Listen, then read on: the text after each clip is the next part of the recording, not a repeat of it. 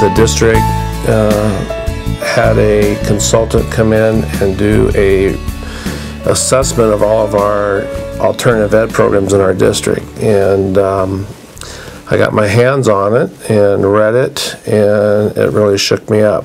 And the kids were saying that nobody cares about them, that they felt like this school was the dumping ground, and so I thought somebody should get over there and help those kids. Freshman year, I never went to school. I only went for like a complete full month, and I never went for the rest of the school year, and I got held back.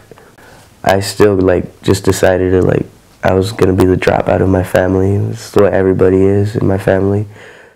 My approach to suspension used to be, I can't control what the parents do with the student. If he's sent out, if I suspend him for 2 days and he has a free day, that's on his parents.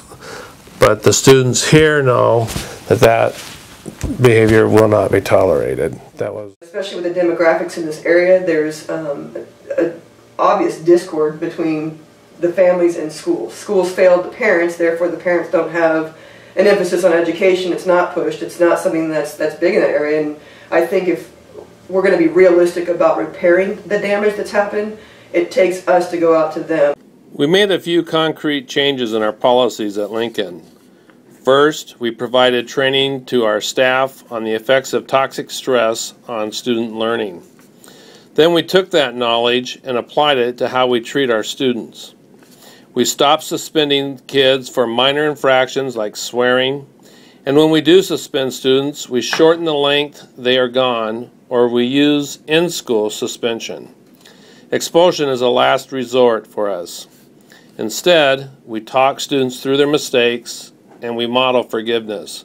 We teach young people how to be resilient in the face of life's challenges, and we always welcome them back with love.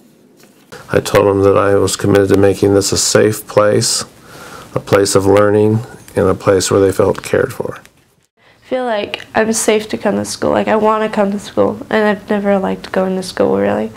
But I like coming here because I feel safe. I feel like I can just be myself. I don't have to be somebody that somebody else wants me to be.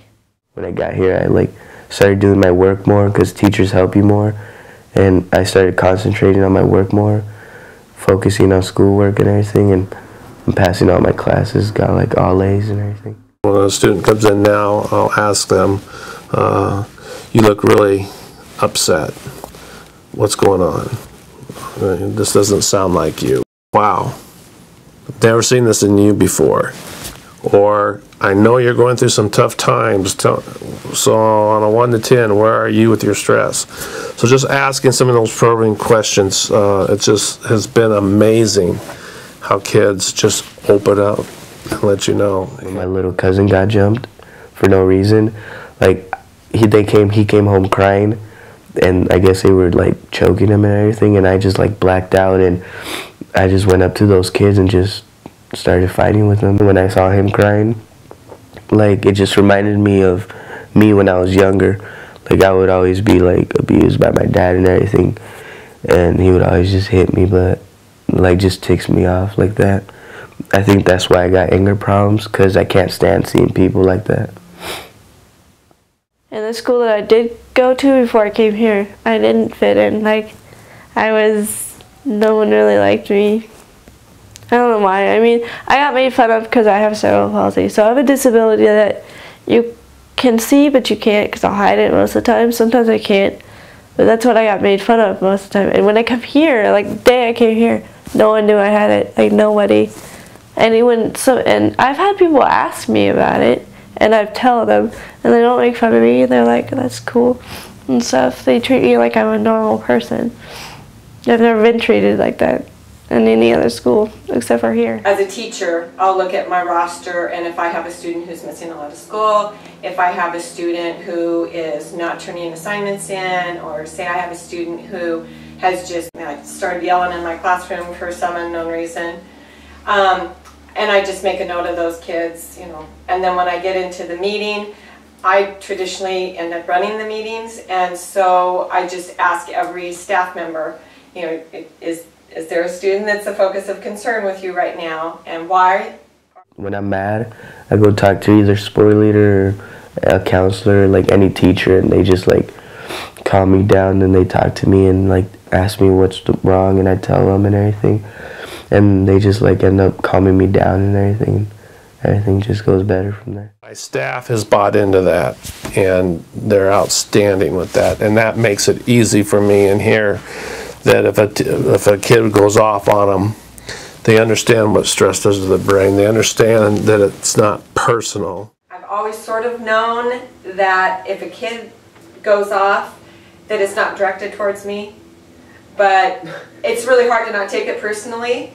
And since we've been through all these different trainings and read all the books and heard all the speakers, you know, and they kept saying that, you know, 99% of the time it's not you that the kid's upset about, it's whatever's going on in their life. And so now I just catch myself, you know, if something happens with a kid, you know, it's pretty unusual, but if something does, I go to Brooke and I go, what do you know about this kid? Because he's acting really different, you know, instead of going, God, you know, why are you all over me? Kind of, you know.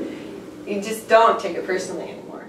Kids, when they have a chance to process and they're listened to, is they come up with a conclusion that it wasn't the teacher that caused the explosion. I had one student come in, and by the time we processed, he says, "Spoiler, it's nothing to do with the teacher. My mom's back drinking again, and I worry about her. I don't know if she's going to get home safe. She's driving. I don't know if she's going to hurt somebody else. I got a little brother to take care of. I want to be a teen dad. I'm just super stressed out." And so we were able to talk about that, how to support him, how can we support him as a school, and then you bring back, hey, let's talk about the consequence. That's where the misunderstanding of this approach comes in, is it's not talking to them, patting them on the head, giving them a Snickers and a Coke and sending them back to class. It's getting to the root of the problem, processing, trying to see where you can support them, and then there's still a consequence. And with that young man, it was in-school suspension. But what was so powerful, and I see it over and over again, is without me probing, he went and talked to both of the teachers in which he had the inappropriate behavior, and apologized and let them know it wasn't you guys. Well, I did get in trouble for kind of gang violence. Sporlede, instead of like suspending me or giving me ISS, he just like gave me a talk and like asked me what I want to do with my life and if this is what I really want to do. I felt kind of bad, like I disappointed him, but it actually opened up my mind more to focus more on school, and it like made me think about my future, and that's when I thought about going to college after. We graduated 9 kids that first year, and we're going to graduate 60 this year. It's a school that like loves their kids, wants their kids to do great. You see the pride start to come out of kids, you know, and so many of our kids come here with damaged emotions about education and not feeling as though they've been validated or that they're smart or that they can do it. And it's just such a cool experience to see these guys come through it and go, I can do this, or I am good at this, or I never knew I could be smart, or you never put yourself out there to do it. And to see them start to do that and allow themselves to try again is a pretty cool experience. At Lincoln, it started by building relationships. We made changes in how we communicate on a personal level with students. We proved we are trustworthy through transparency. We set a goal to have a safe and welcoming learning environment. As a result, the culture of our school has dramatically improved. I see the success in students every day, in the classroom and in our community. When young people are able to process their emotions, there is more time for learning. We have a healthier environment where students aren't afraid to take risks.